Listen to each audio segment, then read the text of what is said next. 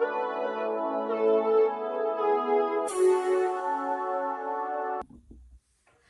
guys, welcome to my channel. Today Gracelyn is joining in and she having a little snack. So yes, I'm still breastfeeding. I will be doing the update today for the week 25. Oh gosh, I'm so out of breath. This is like now with each week is worse and worse. So I have few of new symptoms that I'm experiencing. I still have the fatigue from last week and all the other symptoms that I listed in the previous video.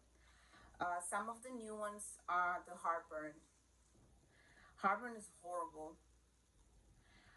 It's very uncomfortable and makes you like wanna skip a meal because of the way you feel.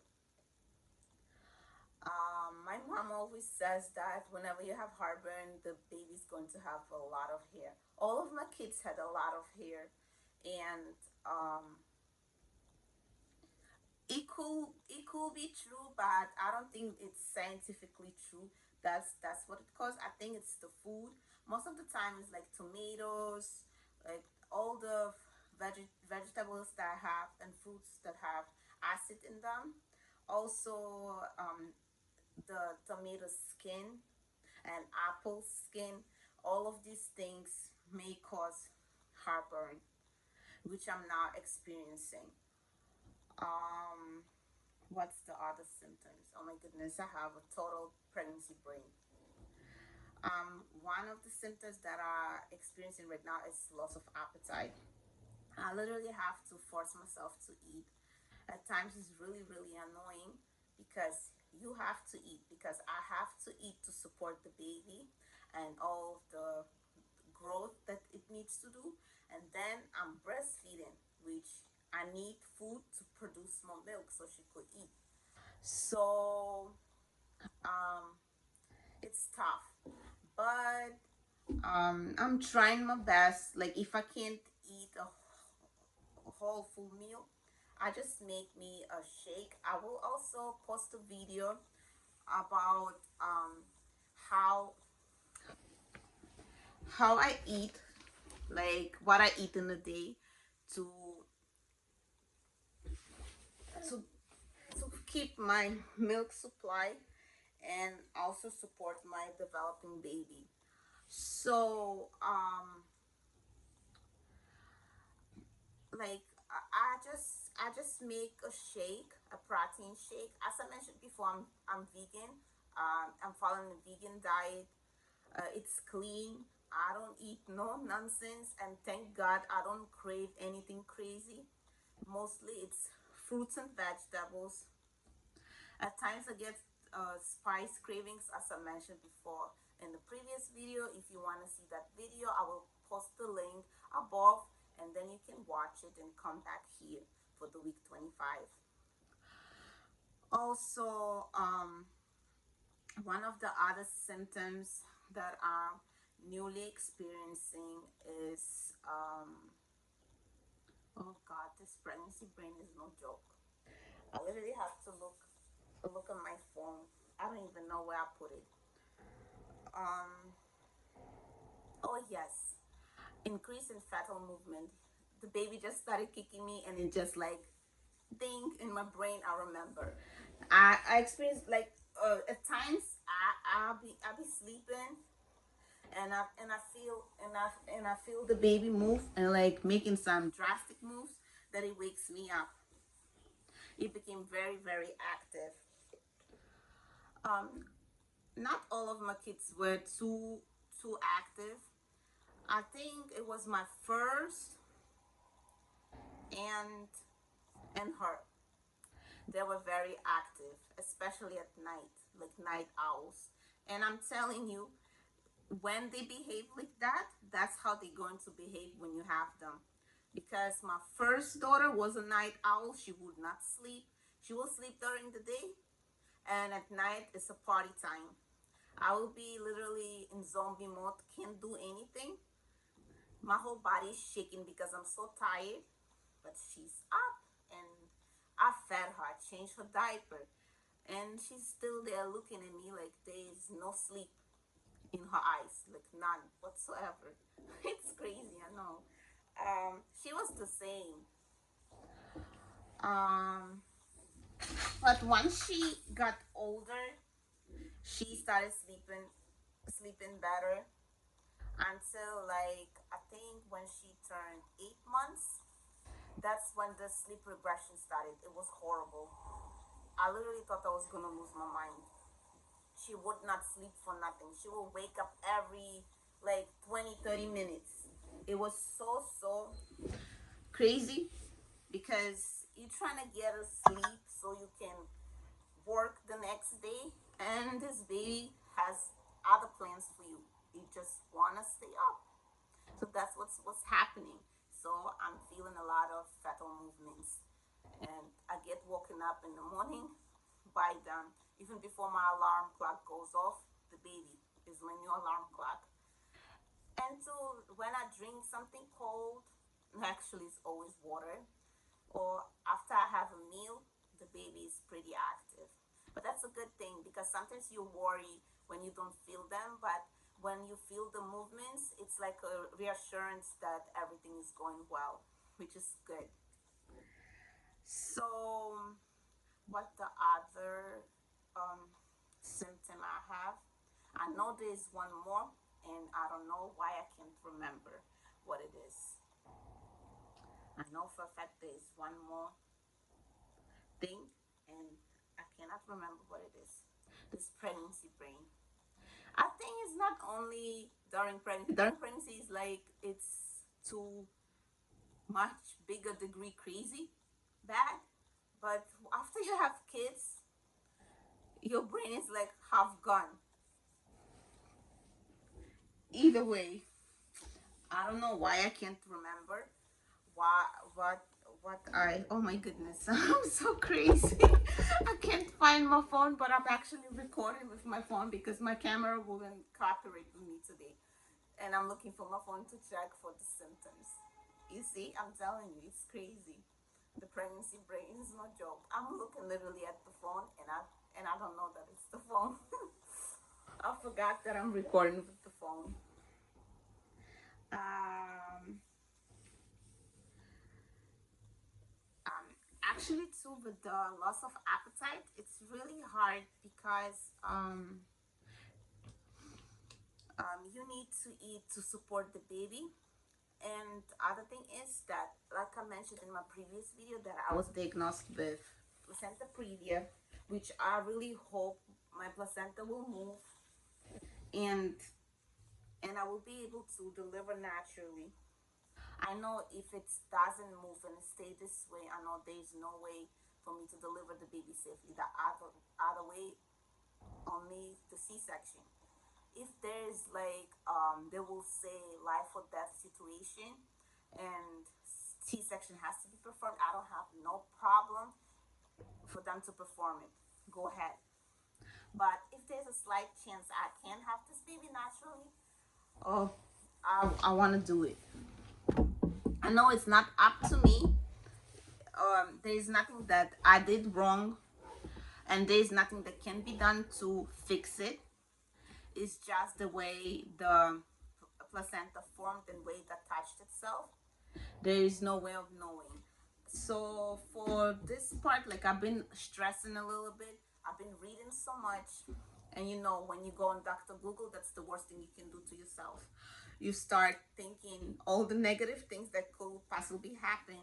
I watched so many outcomes, and were different outcomes. There were good ones and the bad ones and the very scary ones. And you're trying to kind of prepare yourself for what's to come. And like I'm trying not to stay too positive and not too negative, like sometime in between, so I don't get disappointed when if in case it doesn't move and I have to have the cesarean section. But if it does move, that's a good thing because I had my 4 babies naturally. My last 2 labors were pretty quick. They were just the Hawaiian change from start to finish. And I was hoping I can do the same thing with this one. But now God has different plans for me.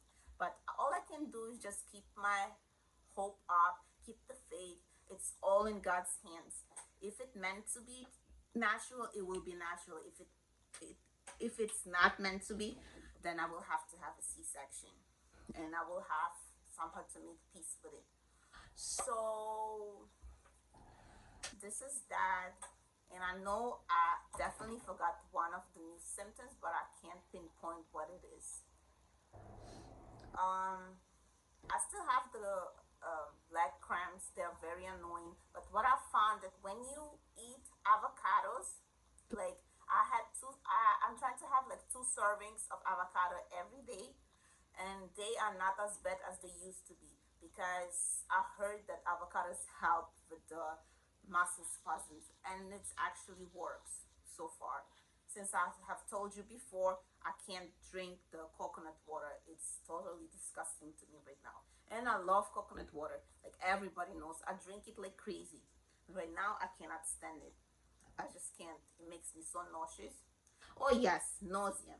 This is one other thing that came to town right now, and it's very, very annoying.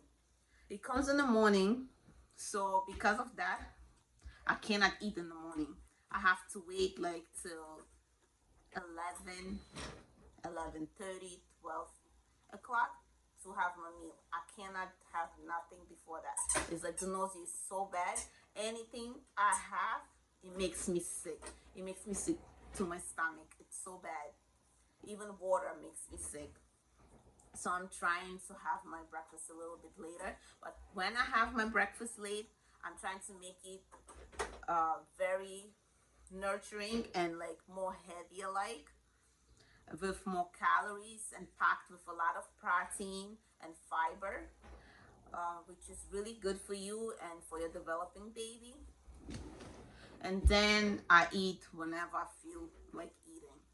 And like lately, like I said before, I have zero appetite. I have to force myself to eat. I snack on little cashews, raisins. I have apple slices with sunflower seed butter and all things like that. Like I said, I will make a video what I eat in a day, and I will share with you what I usually eat and what helps me keep my milk supply.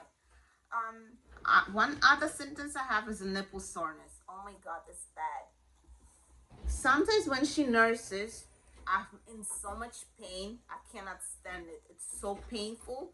It's like when she drinks, like my whole body is kind of, I don't even know how to explain. It goes through something that is so painful, and I want her off. And then at times when she drinks, I don't feel anything at all. It's just normal, but it's not constant, and it's not to the point that I will want to be in her right now. I'm really want to stick to it, and at least feed her until she's 2, like I did with my other kids. So I will be actually tandem breastfeeding once the baby's here. I don't know what that's going to be like, but I'm pretty sure I will be able to do it. I will be sharing everything with you guys, with all the struggles that we'll be having, and so on. What else I was going to add? So beyond the bump, what happened to me the past week. So starting off from last week, my middle daughter didn't feel well, and she had the stomach virus. It's a disaster. This thing travels so fast. It's like the wind. One gets it, the whole house get it, and there's nothing you can do, literally. But I am really grateful that I did not catch it and Grayson didn't get it, because for her it's very dangerous because she's still so young, and if she gets dehydrated and stuff, it's really, really bad for her. And it will be very difficult for me as well, because she will be nursing a lot, and I will be all drained, and then I will be vomiting too, and it will be a whole big disaster. Thank God it didn't happen. So my middle daughter had it, but she's the only kid that, like, literally not picky. She will take anything you give her. You tell her something, that's what you have to do to feel better. She will do it. She doesn't have any problem. So what I did for her, she came to me and she's telling me she don't feel well. I'm asking her what's wrong. She said my belly hurts, and then all the vomiting started. What I did, I just did the Haitian ginger tea. I gave it to her. She had it, and then she went to sleep, and then everything was gone. I was like, oh my God, thank God. So then they went back to school. Everything was fine. Then on Thursday, my other daughter comes with with vomiting. It was so bad, she couldn't hold nothing down. So I asked my mom to pick up something for me from the pharmacy for the nausea, because the things that I had, they were for adults, not for children. So she got me the Ametrol, and then I did go myself as well, and I got the Nausea, the the chewable tablets. I was giving her the Ametrol, like you have to give it every 15 minutes until the symptoms subside, and you cannot have more than 5 doses in 1 hour. So what I did is I was giving it to her for the first night. I think I gave it to her 3 times, and then she fell asleep. And like it was literally like it stopped, and then it started up again, and then there was nothing again for the whole day. She didn't have anything. And then my oldest daughter, the biggest disaster that it was. So my before even my youngest started experiencing the symptoms, she left her food downstairs. My oldest is a foodie. She will go and if she see a plate, she will just eat it. So that's what actually happened. She ate from her plate, and then she's the next one to vomit all over the place. It was a total disaster. I'm telling you, this week was so crazy with so many things happening. Oh, I'm so glad it's over and they're back to school. It was very hard. What happened, baby? You wanna come? Come. So, and then, um, with her, I gave her the nosing once, and then everything just finished. She stopped vomiting, and I thought, thank God, now they all feeling better. So for the whole day, on when was that? On Friday, they were good. There was no symptoms, no anything. I was so happy, and I thought that they could go back to normal things. And actually, my youngest daughter had a birthday party to go to on Saturday, and she was really excited about it. So I thought I was gonna let her go. And then on Saturday morning, next thing, the runs, the diarrhea started. I was like, oh my God, it's like it can never finish. You think you're done and you're not. There's something more happening, and it keep on happening and happening. It's like bricks falling on top of your head. It was so crazy. So with that, I was giving her the Nosine again, and after 2 doses, it stopped completely for her. But my oldest was being a pain. She didn't listen to hydrate with Gatorade. I bought them a whole bunch of them so they could hydrate and have all the electrolytes, replace them whatever they lost. She didn't want to do none of that. She was too focused on eating nonsense. Telling her not to eat, you have to eat little crackers, a little toast, banana, applesauce, all these simple things. I actually made them beef bone broth so they could come back to normal, because that's electrolytes also, and it's good for you. It gives you strength and everything. Nope, not happening. None of them ate it, and it was just a disaster. So after few doses, she was done with it too, and I'm so happy this horrible week is over, and they're all feeling better and they're back to school. Because once they sick like that, it's very irritating. There is nothing really you can do. With vomiting is really scary, because they're actually diarrhea too, because it's almost the same thing, only another exit. Because like my youngest daughter, she actually lost weight. She you can tell that she lost weight. It was bad. and her appetite is just climbing back to normal, not completely yet. She still eats little by little like a bird, but as long as she has something in her stomach, I'm happy. What a week. But I'm really grateful neither did I or her catch it, because it would have been a total disaster. We would have spread it even beyond to my husband, to everybody. So that's a good thing. So yeah, and next week I will be sharing the week 26 with y'all. I'm actually one day shy of becoming 26 weeks. I will be 26 weeks tomorrow. And next week, I will be seeing my doctor, and she will be checking me again for the previa to see if it moved whatsoever. And then the following week, I will be having an official sonogram where they will measure the baby for growth, and they will check my placenta if it has moved, because by then I will be 28 weeks. And also, I will be getting the Tdap shot next week for the whooping cough. I had received it with Graceland as well. I got it in 2020. I think it was in December, if I'm not mistaken. It's not too bad. Whatever helps to keep the baby safe and healthy, I'm all for it. So on that note, thank you guys so much for watching, and thank you to all new subscribers and all the new family that be getting here, all my YouTube family. I'm really grateful for you guys. What else I was going to add? Please don't forget to push that subscribe button if you're new, and the notification bell button, so you'll be up to date with all my videos. So until the next time, guys, bye.